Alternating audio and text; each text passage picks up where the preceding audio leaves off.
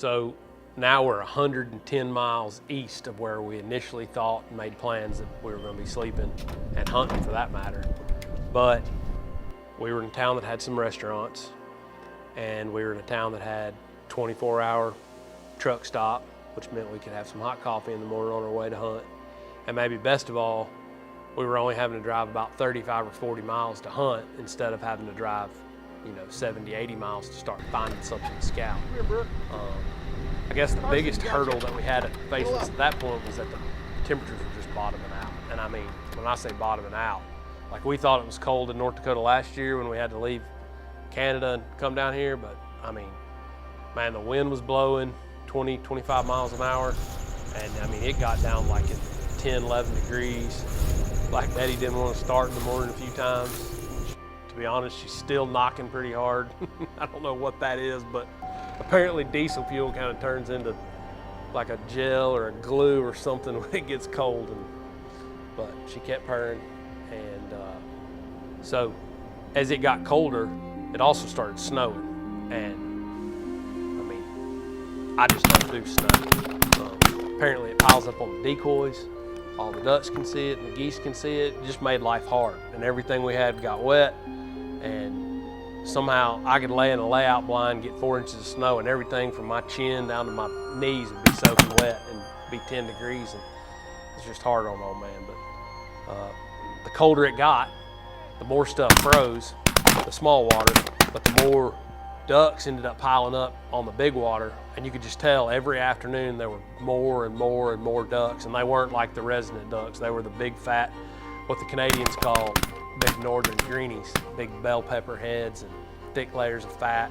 And I mean, they were piling into big, big wads. And so it just kind of, as the week went on and it snowed, those ducks wanted to feed, but they'd feed at the warmest part of the day. And it just got to where if you knew where the ducks were sitting and keeping the water open, they weren't flying too far to go eat. As long as you knew where they were sitting and where they were going to eat, you were going to kill them.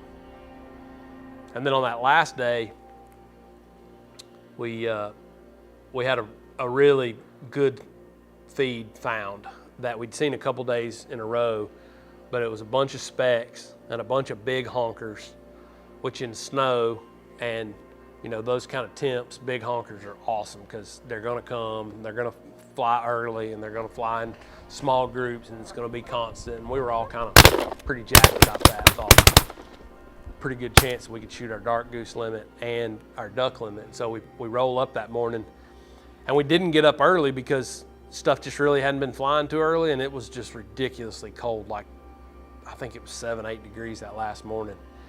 And we pull into the field, and a light starts coming across the field, and we're like, man, what the heck is that?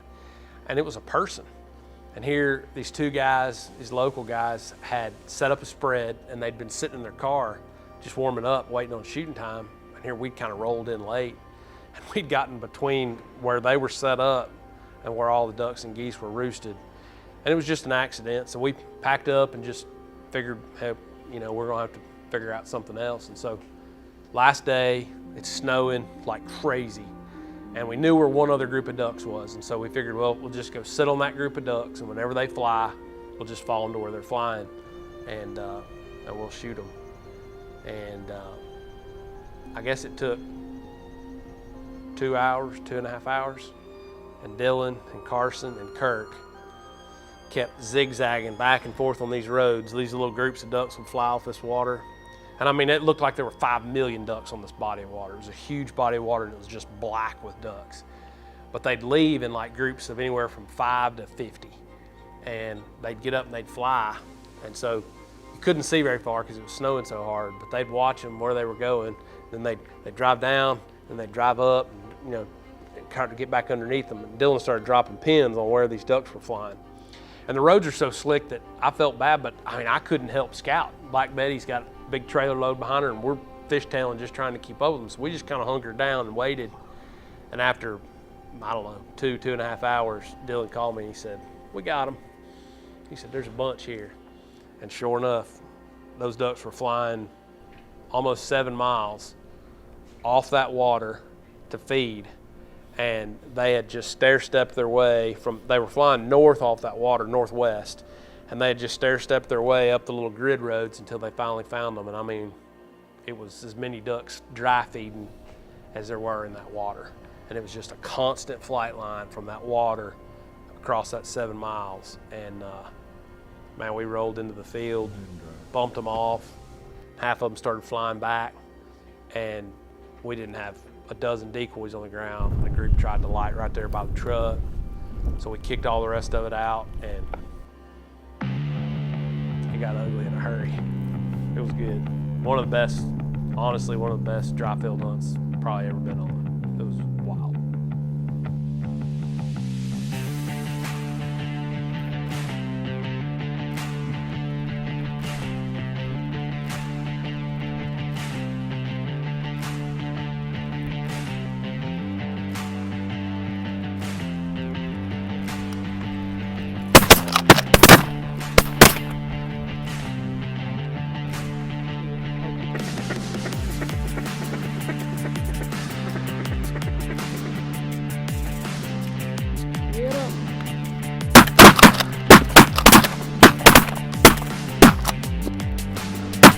Oh, boys.